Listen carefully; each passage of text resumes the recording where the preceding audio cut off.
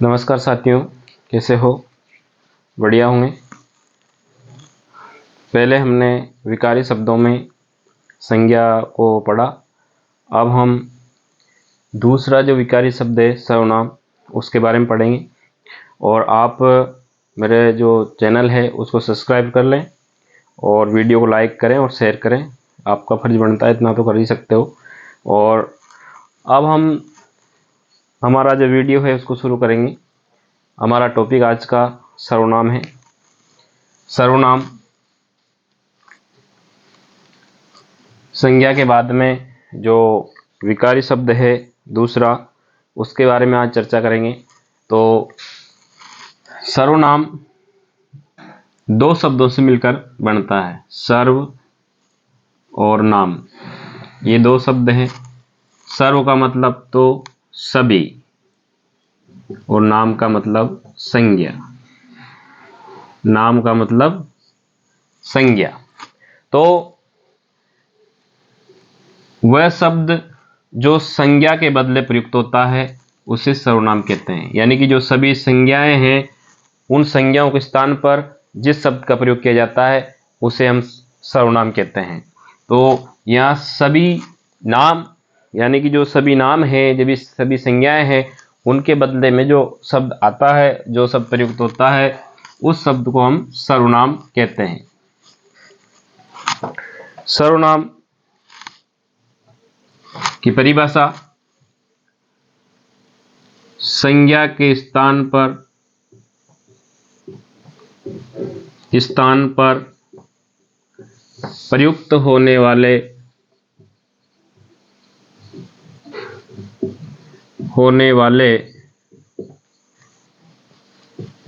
शब्दों को सर्वनाम कहते हैं।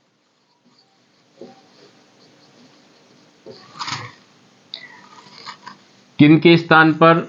संज्ञा के स्थान पर जो शब्द आते हैं उन्हें हम सर्वनाम कहते हैं। सर्वनाम के भेद: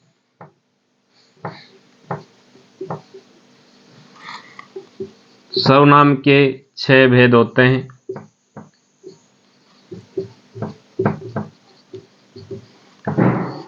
सर्वनामों को 6 भागों में विभाजित किया है। अब वो 6 भाग कौन कौन से हैं वो हम देखेंगे। पुरुषवाचक सर्वनाम,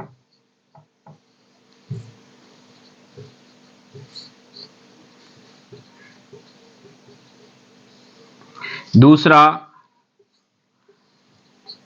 प्रश्नवाचक सर्वनाम,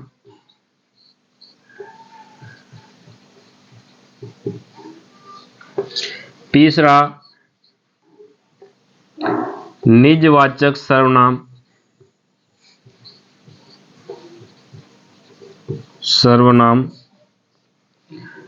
चौथा निश्चयवाचक सर्वनाम, निश्चय या इसको संकेतवाचक भी कहते हैं, संकेतवाचक सर्वनाम।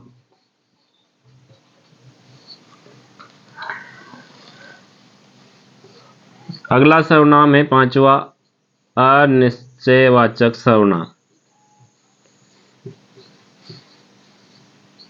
अनिश्चयवाचक सर्वनाम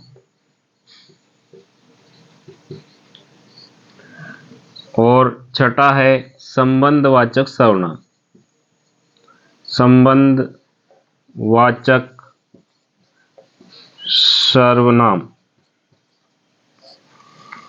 इस प्रकार से सर्वनामों के 6 भेद होते हैं। पहला पुरुषवाचक सर्वनाम, दूसरा प्रश्नवाचक सर्वनाम, तीसरा निजवाचक सर्वनाम, चौथा निश्चय या संकेतवाचक सर्वनाम, पांचवा अनिश्चयवाचक सर्वनाम, छठा संबंधवाचक सर्वनाम। तो इस प्रकार से सर्वनामों को 6 भागों में विभाजित किया है। अब इनके एक एक भाग को हम एक एक भेद को का अध्ययन करेंगे विस्तृत रूप से। पहले पढ़ेंगे हम पुरुषवाचक सर्वनाम, इसके बारे में पढ़ेंगे। पुरुषवाचक सर्वनाम देखना है तो ये सर्वनाम या जो सर्वनाम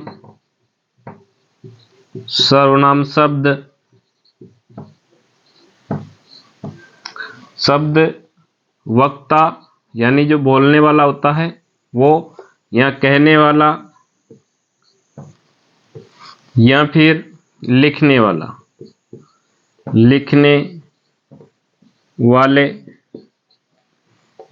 श्रोता या सुनने वाले,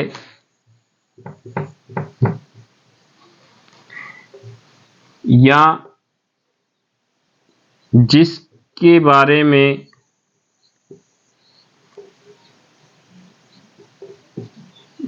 में कथन किया जाए, अन्य किया जाए। जो सर्वनाम शब्द वक्ता, कहने वाला है, लिखने वाले, श्रोता है, सुनने वाले, या जिसके बारे में कथन किया जाए उसके लिए प्रयुक्त होता है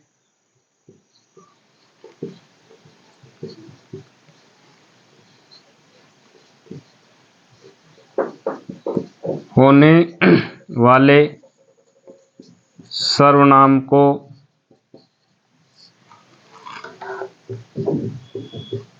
पुरुषवाचक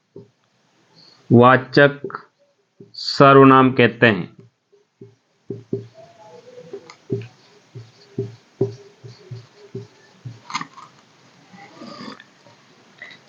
जो सर्वनाम वक्ता या कहने वाला है, लिखने वाले के लिए, या सुनने वाला है, श्रोता, या जिसके बारे में कथन किया जाए उसके लिए प्रयुक्त होता है, उस सर्वनाम को हम पुरुषवाचक सर्वनाम कहते हैं।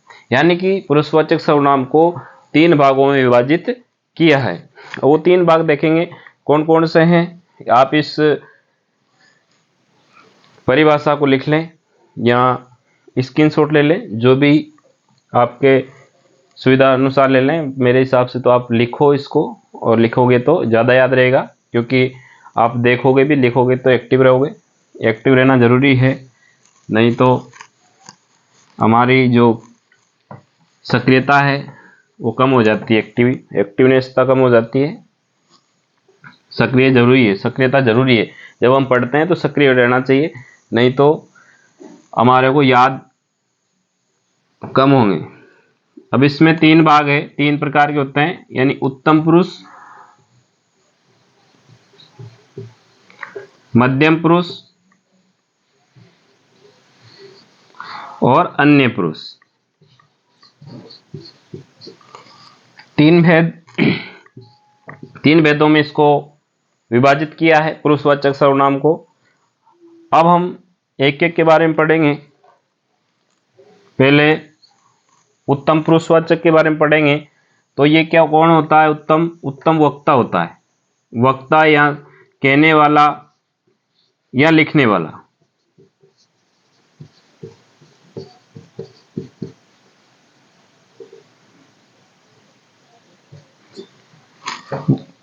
उत्तम पुरुष में कौन होता है, वक्ता यानी बोलने वाला, कहने वाला या लिखने वाला, जो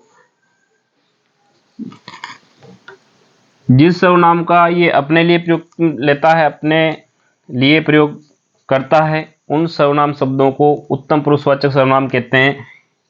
जैसे मैं, हमारा, हम, मुझे, मेरा आदि। ये सर्वनाम, सभी सर्वनाम उत्तम पुरुषवाचक सर्वनाम हैं। मैं, हमारा, हम, मुझे, मेरा, ये सभी सर्वनाम उत्तम पुरुषवाचक सर्वनाम हैं, क्योंकि इन सर्वनामों को जो वक्ता है वो अपने लिए प्रयोग कर रहा है। तो जिन सर्वनाम शब्दों का प्रयोग वक्ता खुद के लिए प्रयुक्त करता है, उस सर्वनाम को हम पुरुषवाचक सर्वनाम कहते हैं। तो जैसे कि मैं पढ़ा रहा हूं,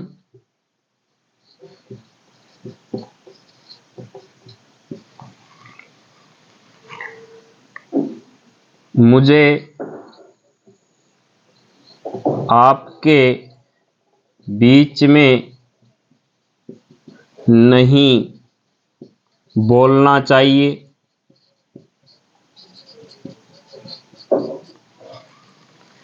तो ये मुझे, ये भी उत्तम पुरुषवाचक सर्वनाम है। तो इस प्रकार से जो उत्तम पुरुषवाचक सर्वनाम है, मैं, हमारा, हम, मुझे, मेरा, ये सभी सर्वनाम उत्तम पुरुषवाचक सर्वनाम में आते हैं।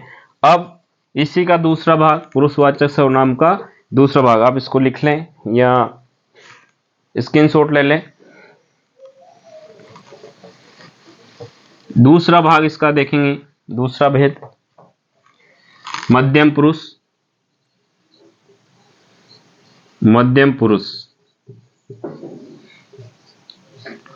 मध्यम पुरुष वाचक सर्वनाम देखेंगे तो इसमें सुनने वाला, सुनने वाला या श्रोता, सुनने वाला या श्रोता, जैसे इसमें आप, तुम, तुम्हारा, तुम्हें, तू, ये इस प्रकार से ये जो मध्यम पुरुष सर्वनाम है उसके ये मध्यम पुरुष सर्वनाम आप, तुम, तुम्हारा, तुम्हें, तू, ये सुनने वाले के लिए प्रयुक्त होता है। जैसे मैं आपको पढ़ा रहा हूं तो आप सुन रहे हो, तो ये मध्यम पुरुष में आप हो। तो जैसे कि आप यहां से चले जाओ, तो कोई है तो उससे कह रहा आप यहां से चले जाओ, तो ये मध्यम पुरुष। तुम कल नहीं आए थे, कोई बच्चा है तो उससे कह रहा है कल, तुम कल नहीं आए थे। तो इस प्रकार से जो सर्वनाम है मध्यम पुरुष, उनका प्रयोग सुनने वाले के लिए किया जाता है। हमें ये याद रखना है कि जो सर्वनाम सुनने वाले के लिए प्रयुक्त हो रहा है वो सर्वनाम मध्यम पुरुषवाचक सर्वनाम कहलाता है। इतना हमें याद रखना है और ये याद करना भी है। हमें ये चीज याद होनी चाहिए, तभी जा करके हम इन सर्वनामों के बारे में, यानी कोई भी चीज है तो उसकी परिभाषा में याद होना चाहिए, तो हम उसके बारे में पूरी जानकारी, यानी कि अब परिभाषा याद है तो कहीं भी वो आ जाएगा तो हम उसको समझ जाएंगे कि हाँ ये वो है, तो हम सही कर देंगे। यानी कि परिभाषा इसीलिए दी जाती है कि उसमें समझ विकसित हो उसके बारे में। अगला जो इसका भेद है वो देखेंगे। अगला भेद अन्य पुरुषवाचक।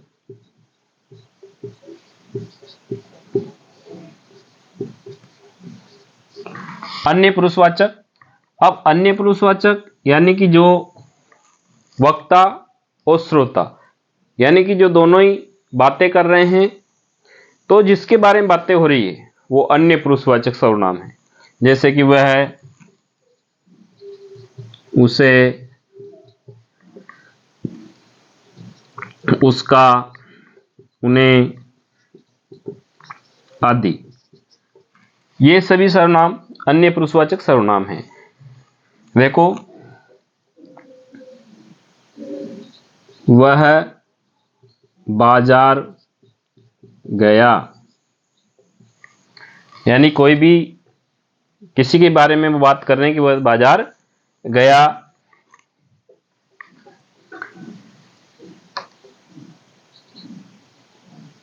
उसे कल बुखार आ गया, यानी किसी उसके दोस्त को कल बुखार आ गया तो उसके बारे में बात हो रही है। तो इस प्रकार से आगे देखो, उन्हें इस प्रकार का व्यवहार नहीं करना चाहिए था, नहीं करना चाहिए, यानी किसी ने गलत व्यवहार किया तो वो कह रहे हैं कि उन्हें इस प्रकार का व्यवहार नहीं करना चाहिए। तो ये अन्य पुरुषवाचक सर्वनाम है। अब एक बात आपको मैं बताना चाहता हूं जो बिल्कुल मस्त है, जो पैराग्राफ में ऐसे तो नहीं पूछी जाती, लेकिन पैराग्राफ दिया जाता है जब हम गद्यांश पढ़ते हैं, और गद्यांश में से जब प्रश्न बनते हैं ग्रामर के, तो उसमें कभी कभी क्या होता है कि जो आप है, आपको भी अन्य पुरुषवाचक मान लिया जाता है। अब वो कैसे मान लिया जाता है, देखो, जैसे कि मैं यहां लिख रहा हूं, जैसे मैंने लिखा डॉक्टर अंबेडकर अंबेडकर जी ने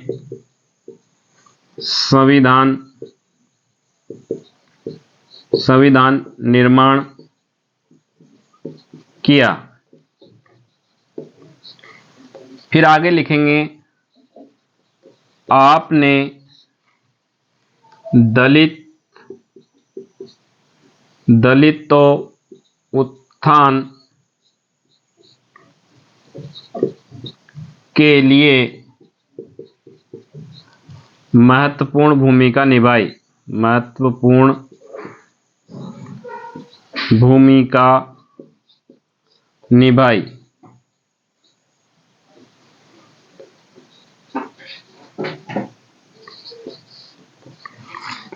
तो यहां पर अंबेडकर जी ने संविधान निर्माण किया, और अब ये जो आपने लिखा मैंने, अब आपने किसके लिए आया है, अंबेडकर जी के लिए, यानी कि सम्मान देने के लिए, आदर देने के लिए यहां पर आप शब्द का प्रयोग किया गया।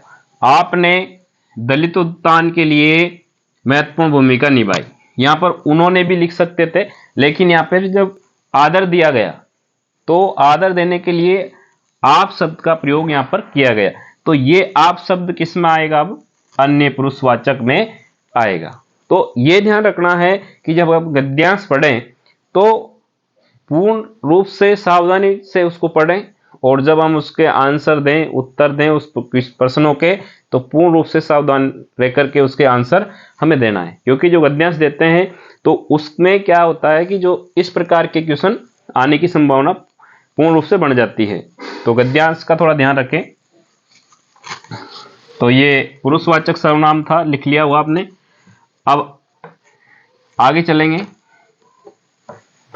जो सर्वनाम अगला है उसको देखेंगे, प्रश्नवाचक सर्वनाम। प्रश्नवाचक सर्वनाम,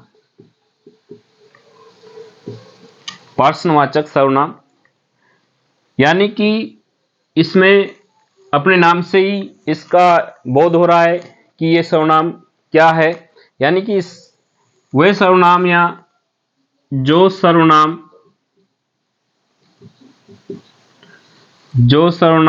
शब्द प्रश्न पूछने के लिए प्रयुक्त होते हैं, उन्हें प्रश्नवाचक सर्वनाम कहते हैं।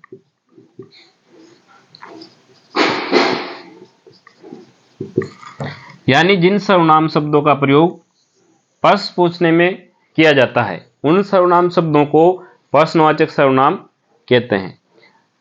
अब वो सब कौन कौन से सर्वनाम हैं, कौन,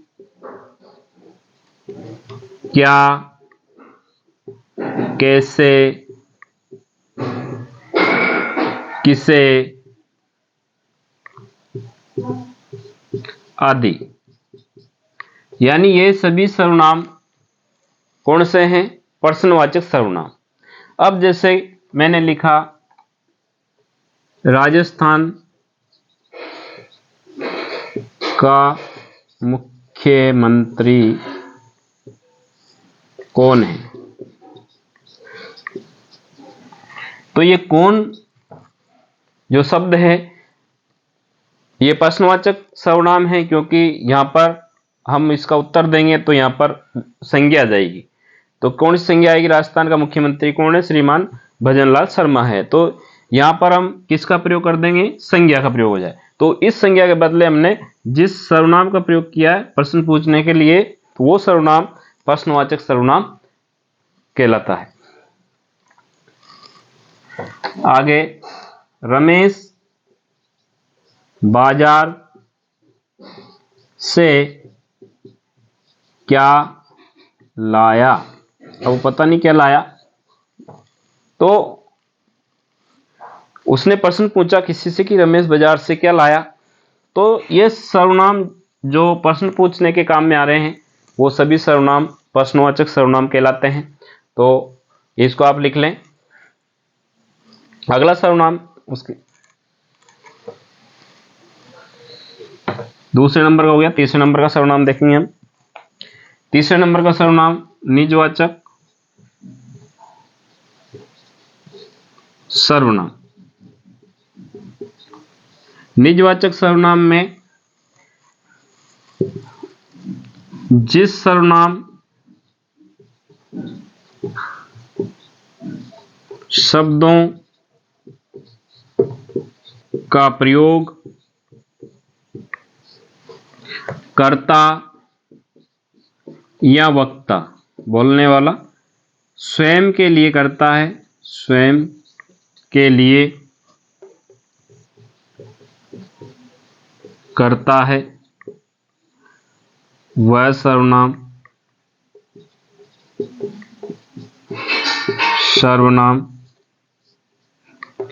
निजवाचक कहलाता है।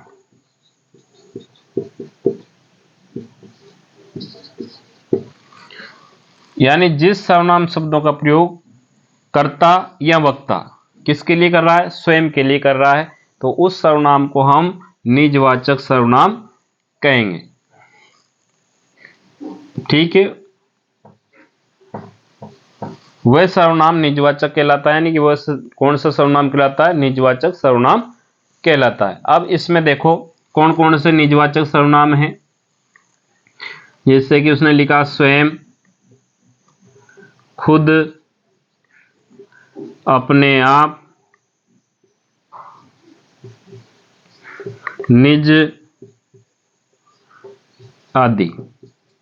यानी कि ये जब सर्वनाम, सभी सर्वनाम निजवाचक सर्वनाम है। उदाहरण देखेंगे इसका एक, बालक स्वयं गृह कार्य करता है। यानी जो बालक है जो करता है वो स्वयं क्या करता है? गृह कार्य करता है, उसकी कोई सहायता नहीं करता और करनी भी नहीं चाहिए। ये तो बहुत से कहते हैं कि ऐसे कर ऐसे कर और खुद लिख देते हैं, और फिर वो टीचर कहते हैं भाई हम बच्चों को पढ़ लेने दो, आप मत पढ़ो, आप तो पढ़ लिए, वही बहुत है। तो बालक स्वयं गृह कार्य करता है, तो यहां पर स्वयं शब्द आया है, ये निजवाचक सर्वनाम है, क्योंकि जो करता है, बोलने वाला है, वो खुद के लिए प्रयुक्त में ले रहा है। राम खुद अपना खाना बनाता है। यानी कि जो राम है वो खुद अपना खाना बनाता है। तो इस प्रकार से जिन सर्वनाम शब्दों का प्रयोग कर्ता या वक्ता अपने लिए प्रयोग कर रहा है, स्वयं के लिए प्रयोग कर रहा है, वो सर्वनाम निजवाचक सर्वनाम कहलाता है। तो आप इसको भी लिख लें, और आपको अगर आदत पड़ी हुई है कि स्क्रीनशॉट लेना है तो वो भी ले लीजिए। अगला जो हमारा सर्वनाम है वो निश्चयवाचक सर्वनाम। निश्चयवाचक सर्वनाम। निश्चयवाचक सर्वनाम, अब ये निश्चयवाचक सर्वनाम क्या होता है देखो, जिस सर्वनाम शब्दों का प्रयोग किसी निश्चित वस्तु, व्यक्ति या घटना के विषय में बोध कराता हो उसे निश्चयवाचक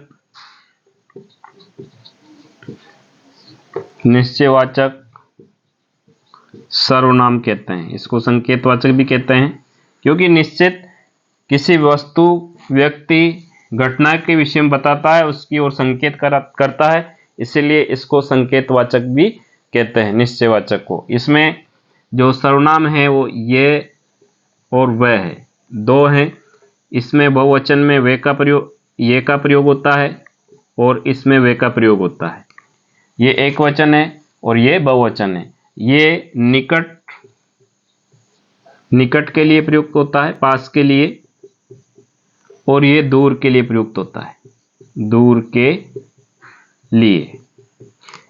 इसका प्रयोग हम दूर के लिए करते हैं, और जो निकट के लिए ये का प्रयोग करते हैं। जैसे किसी ने कहा कि ये व्हाइट बोर्ड है, सफ़ेद बोर्ड है, ये मार्कर है, तो इस प्रकार से जिस वस्तु की ओर संकेत किया जाता है कि ये टेबल लकड़ी की है।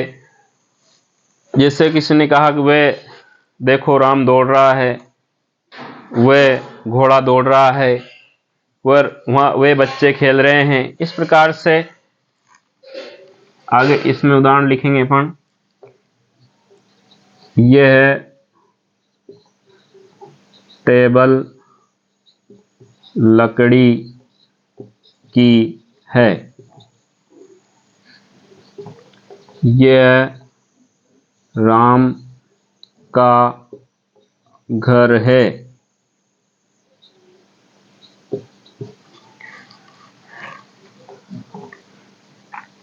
वह देखो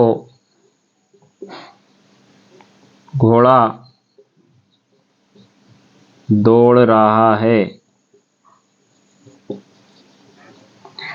अब इसमें वे का प्रयोग हमने वहां भी देखा था अन्य पुरुषवाचक में, और वे का प्रयोग हम यहाँ भी देख रहे हैं निश्चितवाचक सर्वनाम में या संकेतवाचक सर्वनाम में। लेकिन इसमें एक अंतर है, इसमें संकेत किया जा रहा है, उसकी ओर इशारा किया जा रहा है, और उसको बताया जा रहा है कि वे देखो घोड़ा दौड़ रहा है। तो घोड़ा दिखना भी चाहिए, जैसे नहीं कि झूठ माट कह दिया कि देखो घोड़ा दौड़ रहा है, कुछ नहीं दिख रहा, तो वो निश्चयवाचक सर्वनाम नहीं, क्योंकि ये निश्चित वस्तु, व्यक्ति, घटना की ओर संकेत कर रहा है, इसलिए इसको निश्चयवाचक सर्वनाम कहते हैं।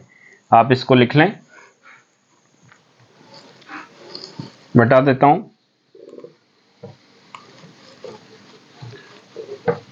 आप अपनी जो पढ़ाई को रेगुलर रखें, क्योंकि नियमितता जरूरी है किसी भी काम में। अगर नियमित नहीं होते हैं तो लोग भी छोड़ के चले जाते हैं। अगर देखो फेसबुक पे नियमित नहीं तो फॉलोवर कम हो जाते हैं, तो इसलिए नियमितता ज़रूरी है। नियमित अगर सफलता चाहिए तो उसमें नियमितता लाओ। अनिश्चयवाचक सर्वनाम,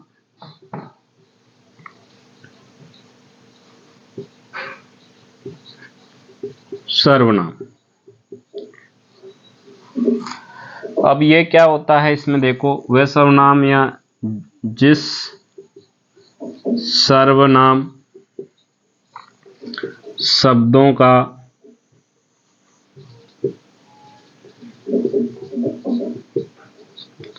प्रयोग किसी ऐसी वस्तु, व्यक्ति या घटना की ओर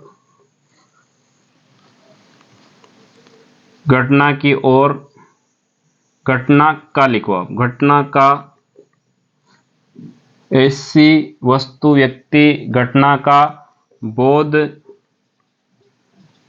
होता है जिसके विषय में हमें पता नहीं है।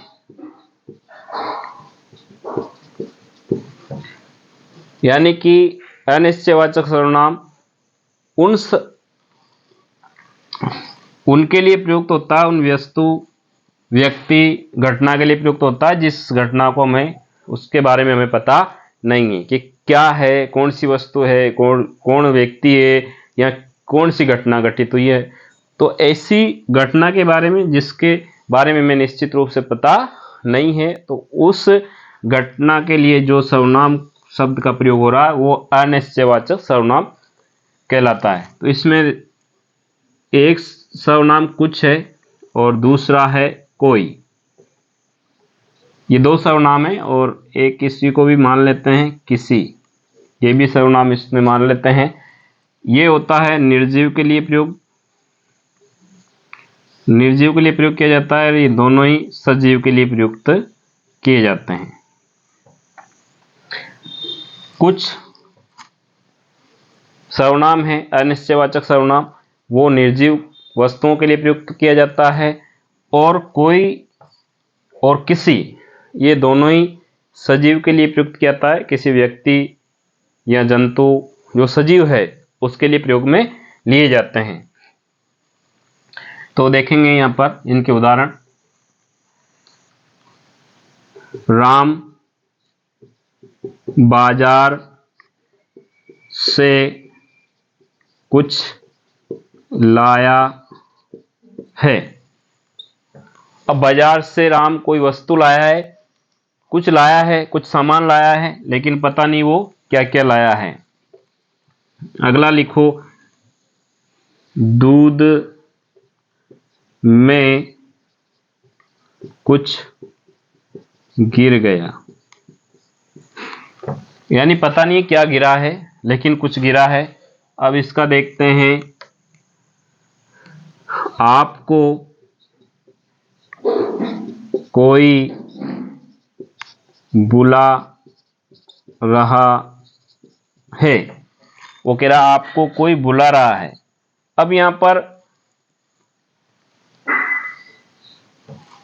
कोई कौन है इसके बारे में पता नहीं है, कौन सा व्यक्ति इनको बुला रहा है उसका नाम पता नहीं है, लेकिन कोई बुला रहा है। एक और है, दरवाजे पर कोई खड़ा है। बहुत सारे हैं, उदाहरण तो बहुत सारे होते हैं। दरवाजे पे कोई खड़ा है। अब कौन खड़ा है ये पता नहीं, तो कोई न कोई व्यक्ति दरवाजे पे खड़ा है, और क्या खड़ा है वो पता नहीं, कुत्ता भी हो सकता है। तो इस प्रकार से जो ये सर्वनाम होते हैं जिनके बारे में निश्चित रूप से हमें पता नहीं होती है, तो वह सर्वनाम अनिश्चयवाचक सर्वनाम कहलाते हैं। अब अगला सर्वनाम हमारा जो लास्ट है उसके बारे में बात करेंगे। गला थोड़ा खराब है इसलिए थोड़ी प्रॉब्लम होती है अभी। संबंधवाचक सर्वनाम, संबंधवाचक सर्वनाम।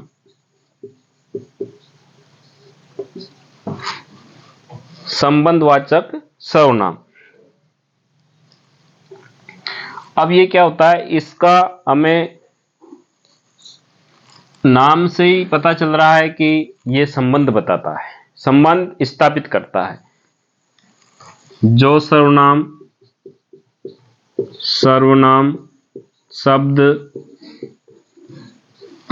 शब्द एक सर्वनाम का दूसरे सर्वनाम से संबंध स्थापित करने वाले सर्वनाम को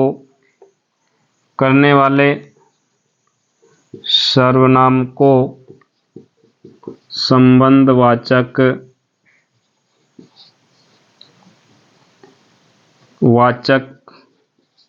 सर्वनाम कहते हैं।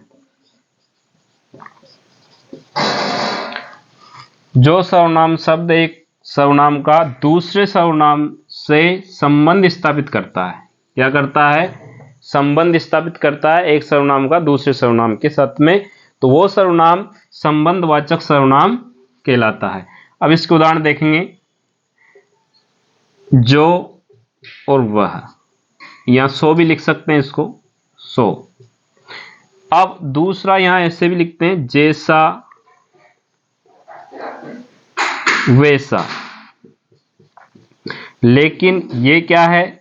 विशेषण है। विशेषण या क्रिया विशेषण, विशेषण या क्रिया विशेषण, क्रिया विशेषण।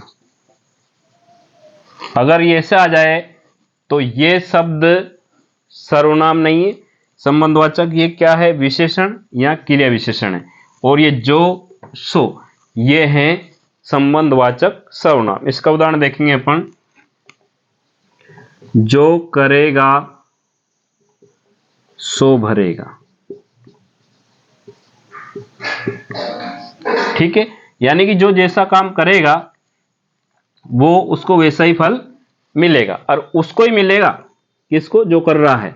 अब इधर देखेंगे हम, जैसी करनी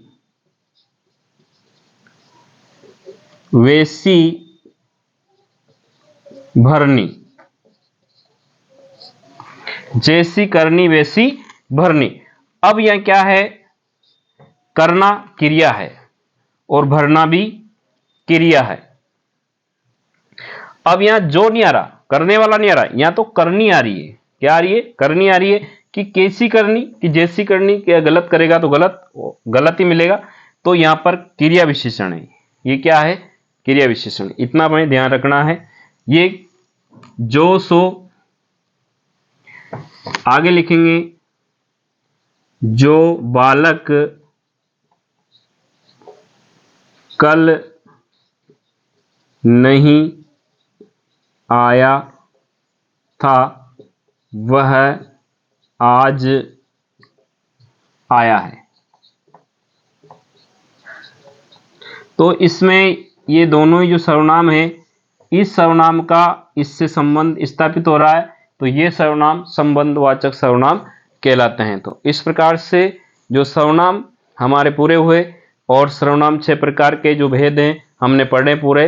और आशा करता हूं आप लोगों को समझ में आया होगा, और आप अच्छी तरह से इनको पढ़ें लिखें तो ही समझ में आएगा, और बार बार पढ़ें तो ये अच्छी तरह से आपको समझ में आ जाएगा। गलतियां होने के बिल्कुल भी चांस नहीं रहेंगे। तो आप सभी वीडियो को ज़्यादा से ज़्यादा शेयर करें। धन्यवाद।